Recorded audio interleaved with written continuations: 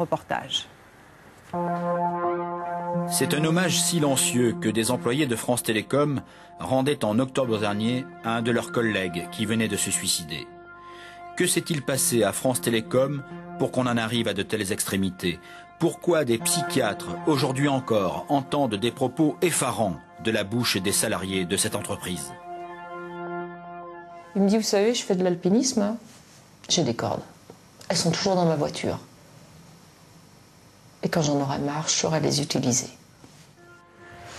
Quel plan unique en son genre, mûrement réfléchi, a été mis en pratique pour obtenir le départ de dizaines de milliers de salariés sans aucun plan social? Toutes les méthodes étaient absolument bonnes pour faire partir le personnel. Maintenant, les langues se délient, celles des cadres notamment. Ils étaient chargés d'appliquer un plan de dégraissage du personnel. Aujourd'hui, ils révèlent les méthodes employées au sein de France Télécom.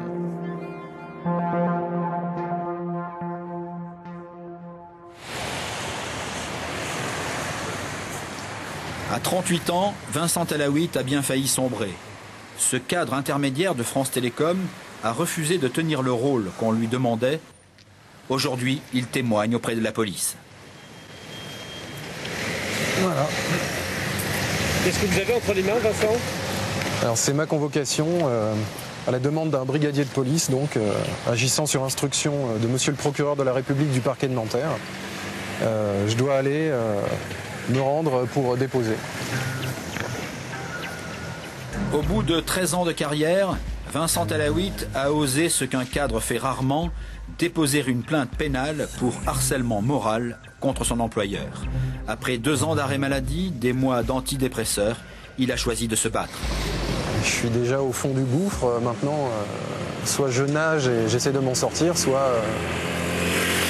De toute façon, quand on est dans cette situation-là, soit on disparaît et on disparaît complètement. Comme certains l'ont fait. Comme certains, malheureusement, l'ont fait.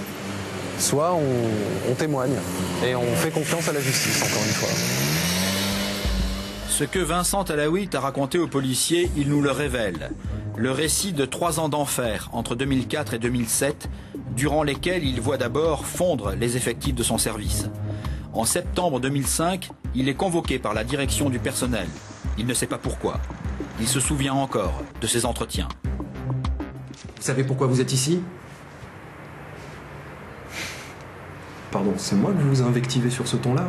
Oui, asseyez-vous et on arrête maintenant. Pardon?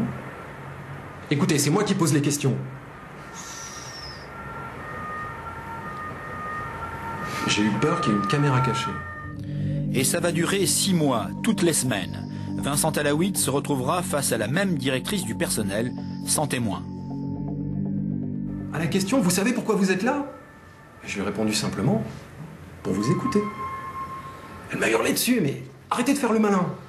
Bon, très bien, c'est moi qui pose les questions ici. Oui, et quelles questions souhaitez-vous me poser? Oh, mais je vais pas y arriver avec vous. Toutes les semaines, le même entretien absurde durait 2h30 et Vincent en ressortait épuisé. Je sortais, ma chemise était trempée, mon costume était trempé. Je retournais au bureau,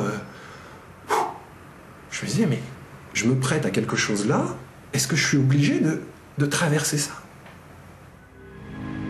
Ces pressions répétées que Vincent Alaouit ne comprend pas à l'époque ont un sens.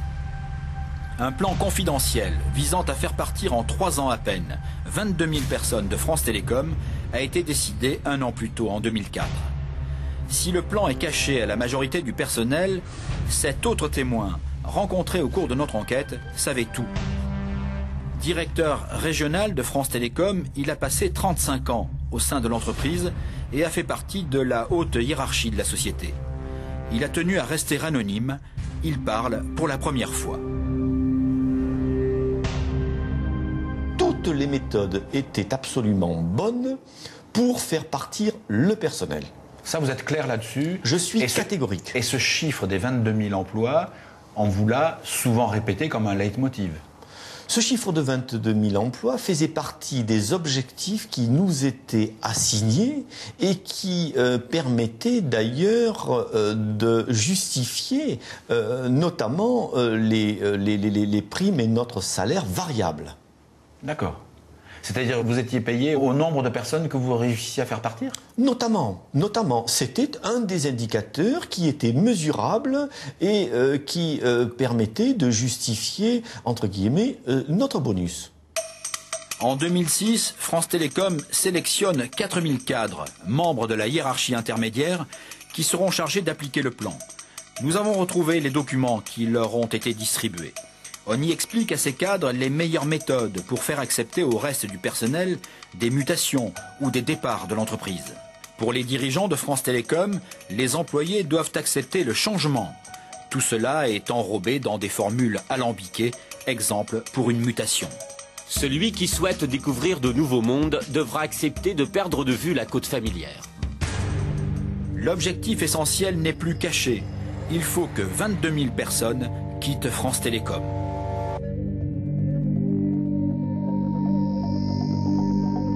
Parmi ces documents, l'un est étonnant. Il compare la situation de France Télécom, attaquée par la concurrence, à la bataille d'Angleterre en 1940, au cours de laquelle les Anglais assiégés ont repoussé les nazis. Nous avons cherché à savoir qui avait eu une telle idée et nous avons trouvé Obi5, une des sociétés de coaching qui a travaillé pour France Télécom.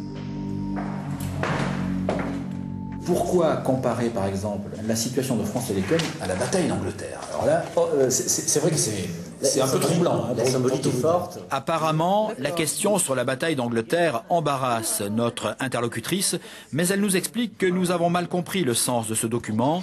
Il n'y aurait rien de guerrier, il s'agirait de solidarité. Là-dedans, c'est à un moment donné un exemple sur le fait que dans la bataille d'Angleterre, il y a une coopération qui se crée entre le mécanicien et le pilote, qui était quelque chose de nouveau dans la manière de conduire son avion et qui est une manière de résister à quelque chose qui est à un moment donné un danger externe. Et donc ils ont développé à cette occasion-là une manière de faire qui était différente et qui nous paraissait intéressante. Nous avons demandé à Vincent Alaoui d'écouter la réponse de la formatrice d'Obi5. En 2006, il avait suivi les stages pour cadres de France Télécom et avait travaillé sur ce document. Une manière de faire qui était différente et qui nous paraissait intéressante. On est en train de réécrire l'histoire, là. Par rapport à ça, oui, parce que... Ok. Ce cabinet de consultants qui parle de solidarité, moi, enfin, je suis écœuré. Je suis désolé, mais je suis écœuré. Nulle part on parle de solidarité. Et Vincent Alaoui de nous montrer cet autre document souvent présenté lors des stages, un schéma montrant France Télécom pris en tenaille par ses concurrents et donc en état de guerre.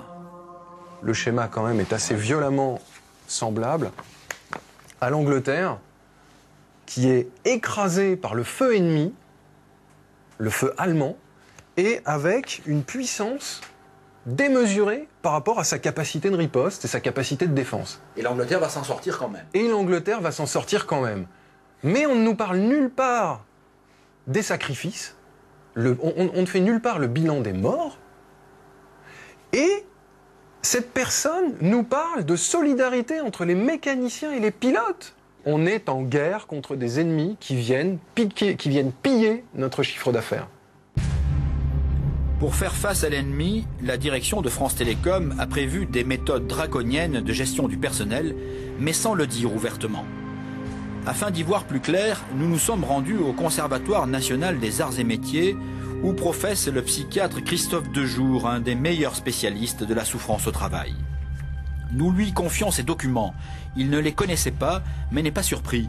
Il a déjà entendu les mêmes termes dans des conversations qu'il a eues avec des dirigeants de France Télécom, qui répètent sans cesse « Nous sommes en guerre ». Ils savent très bien ce qu'ils font, et de façon parfaitement cynique, il dit « Écoutez, monsieur, vous êtes bien gentil, vous êtes professeur, vous êtes médecin, vous êtes tout ça, mais nous avons des responsabilités de dirigeants. Nous dirigeons le monde économique. Alors de toute façon, il n'y a pas d'omelette sans casser des œufs. Si nous voulons gagner la guerre, il y aura des morts, c'est comme ça. » Il n'y a pas d'état d'âme à avoir là-dessus. Et ceux qui ne veulent pas appliquer ces méthodes de guerre sont laminés, y compris dans la haute hiérarchie. Ainsi, le directeur régional que nous avons rencontré au cours de notre enquête a-t-il été averti par un collègue qu'il était condamné. Je te préviens, je suis mandaté au plus haut niveau pour te dire que, très exactement cela, tu n'as plus rien à attendre de l'entreprise. L'entreprise te détruira. Ici, il n'y a pas de micro, il n'y a pas de caméra. On fera tout pour te détruire, il faut que tu partes. À partir de là, j'ai vu autour de moi mon propre encadrement qui ne me reconnaissait plus. Comme un pestiféré. Comme un pestiféré. Le directeur régional comprend alors qu'on lui fait payer son refus d'exécuter les ordres de la direction de l'entreprise. Quelques mois plus tard, il est convoqué ici, au siège de France Télécom à Paris. Le DRH lui reproche d'avoir un jour de retard, le menace de fautes lourdes, puis l'oblige à signer son départ immédiat de l'entreprise.